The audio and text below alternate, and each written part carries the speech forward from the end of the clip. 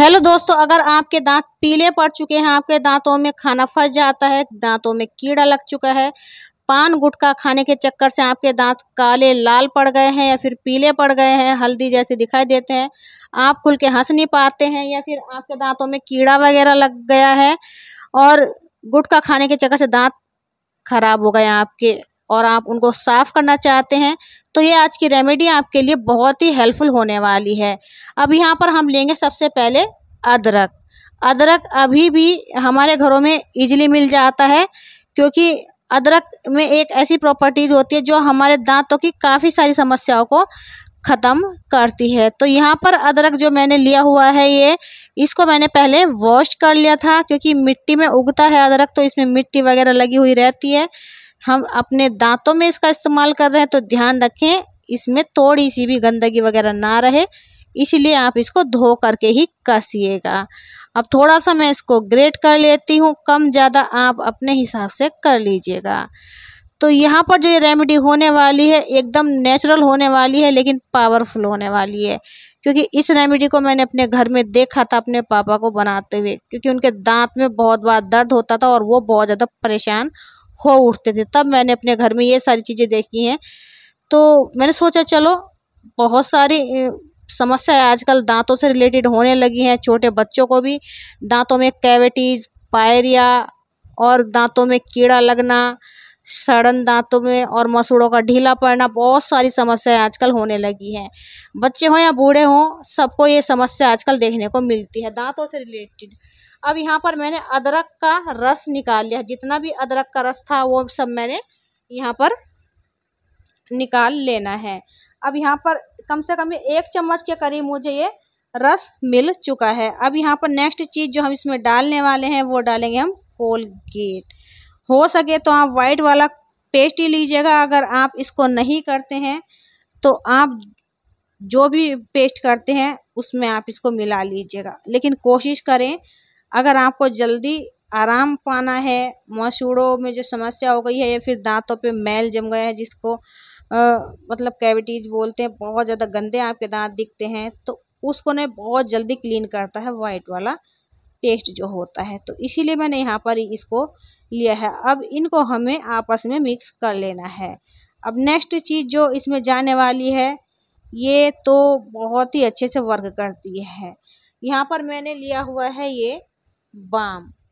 तो यहाँ पर इस बाम का जो कमाल होने वाला है दोस्तों, जैसे कि आपके मसूड़ों में दर्द है, यानी कि आपके दांत बहुत तेज से दर्द कर रहे हैं, फूल रहे हैं, काफ़ी परेशान हैं, आप कुछ खा भी नहीं पा रहे हैं, और दांतों में अगर कीड़ा लगा हुआ, जैसे दाढ़ दांत काणे पड़ जाते हैं, उनमें कीड़ा लगा हुआ होता है, खोखरे हो जाते हैं।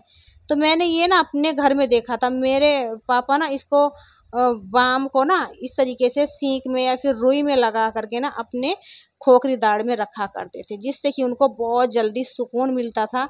जो उनके दांतों में कुलत होती थी, दांतों में दर्द होता था, दाढ़ में दर्द होता था, वो ना एकदम बंद हो जाता था। तो मुझे ध्यान में आया कि चलो आज मैं आपके साथ शेयर करती हूँ ये रेमेडी। अब यहाँ पर मैंने क्या किया, इस बाम को निकाला और इसी के अंदर मैंने मिक्स कर दिया है, लेकिन ज़्यादा नहीं लीजिएगा, थोड़ा सा ले लीजिएगा आप, उतना ही काफ़ी होगा। अब इन तीनों चीज़ों को हम आपस में अच्छे से मिक्स कर लेंगे।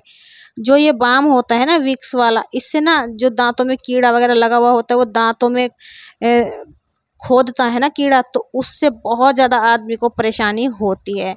तो वो जो ना उसमें बहुत ज़्यादा अच्छे से काम करेगा बाम। अब यहाँ पर मैंने 1 कटोरी और ली है, ताकि मैं सेकेंड रेमेडी बना सकूँ। ये भी आपको अप्लाई करनी होगी साथ के साथ ही। अब यहाँ पर मैंने थोड़ा सा सरसों का तेल लिया है, क्योंकि मैं थोड़ा ही बना रही हूँ।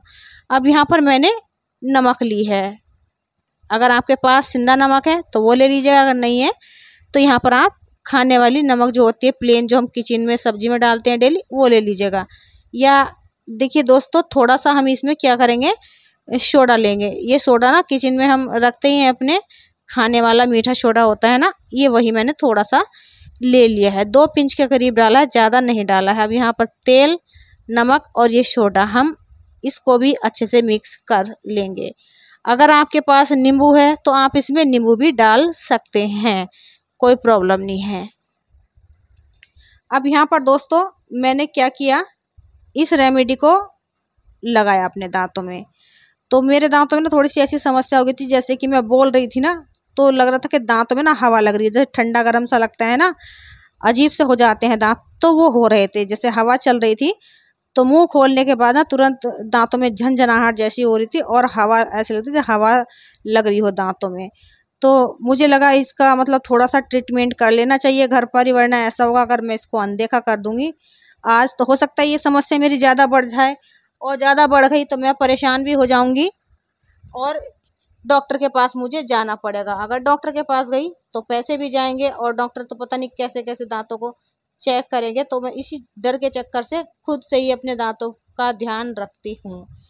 वैसे मेरे दांतों में कभी दर्द वगैरह नहीं हुआ, कभी नहीं खुले, कभी कुछ प्रॉब्लम नहीं हुई, लेकिन जो हवा वगैरह लग जाती है ना दांतों में तो वो हो जाती है कभी कभी, वैसे कुछ नहीं होता।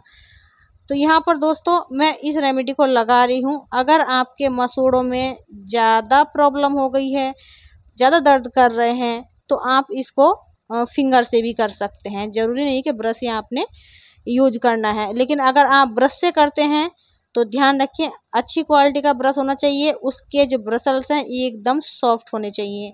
हार्ड ब्रसल्स वाला यहाँ पर आपको ब्रश यूज नहीं करना है, क्योंकि वो जो दांत और मसूड़े होते हैं ना हमारे जॉइंट, उसमें गैप पैदा करता है, हमारे मसूड़े धीरे धीरे घिसने लग जाते हैं और हमें दांतों से रिलेटेड काफ़ी सारी परेशानियां होने लग जाती हैं। कुछ खाना खाते हैं तो दांतों के बीच में अगर गैप हो गया मसूड़ों के बीच में, तो खाना वहाँ पर जा कर के फंस जाता है। हम सही से कुल्ला नहीं करते हैं और रात में भी ब्रश नहीं करते हैं तो रात भर दांतों में खाना सड़ेगा, तो दांतों में कैविटीज होगी, दांतों में कीड़ा लगेगा, सड़न पैदा होगी और आपके दांत खराब हो जाएंगे धीरे धीरे। तो यहाँ पर दोस्तों मैं कुल्ला करके आ गई थी, पहली वाली रेमेडी मैंने लगा ली थी। अब ये सेकंड वाली जो बनाई थी हमने, इसको आप उंगली से कीजिएगा। देखिए इस तरीके से हल्के हाथों से आप धीरे धीरे आराम से अपने दांतों पर इस रेमेडी को अच्छे से अप्लाई कर लीजिएगा। जो भी दांतों में बदबू होगी, मुंह में बदबू आती होगी, दांतों में पायरिया की समस्या हो गई होगी, मसूड़े ढीले हो गए होंगे आपके, या फिर खून वगैरह दांतों से आता है मसूड़ों से, वो सारी समस्याएं आपकी ख़त्म हो जाएगी। और ऊपर से एक बात और है, जैसे कि अगर आपके दांतों में बिल्कुल भी शाइन नहीं है, आपके दांत चमकदार ही नहीं है, तो ये जो सरसों का ऑयल है ना, ये आपके दांतों में एकदम शाइन लेके आएगा। तो यहाँ पर इसको भी मैंने अच्छे से लगा लिया है। कम से कम आप 1 मिनट तक इसको अपने दांतों पे घिस लीजिए, फिर आप कुल्ला कर लीजिए। अब मैं कुल्ला करके आ गई हूँ, मेरे दांत एकदम साफ क्लीन आपको दिख रहे होंगे। तो मैं बहुत खुश थी, क्योंकि अभी तो मुझे लग रहा था, जैसे मैं अभी यहाँ पे दांत अपने चेक कर रही थी ना, ये तो दांतों में हवा वगैरह मुझे नहीं लगती हुई दिखाई देती, वरना एकदम झंझनाहट सी दांतों में हो रही थी मुंह खोलते ही। तो आई होप दोस्तों आज की वीडियो आपको अच्छी लगी तो लाइक शेयर जरूर करें, चैनल पर पहली बार तो सब्सक्राइब भी जरूर करें।